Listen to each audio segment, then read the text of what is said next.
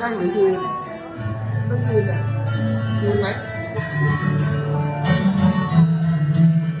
ในยามที่ท้อแท้ขอเพียงแค่คนหนึ่งจะคิดถึงและคอยห่วงใยในยามที่ชีวิตมันมองร้องไห้ขอเพียงมีใคร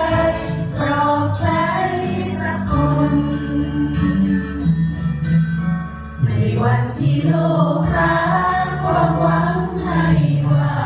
มันขาดมันหายใครจะช่วยเติมเพิ่มพลังใจ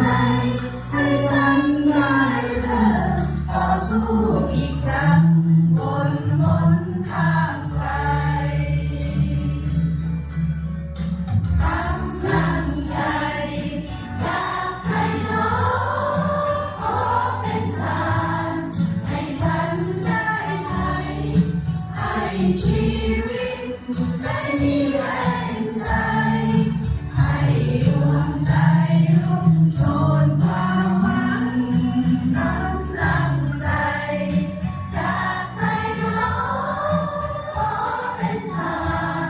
ให้ฉันได้ไหมดังหยาดฝน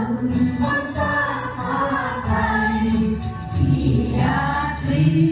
นสู่พื้นดินแห้งผา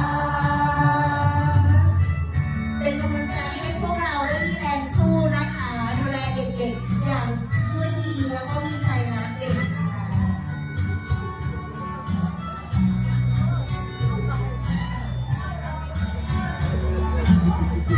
ชื่อ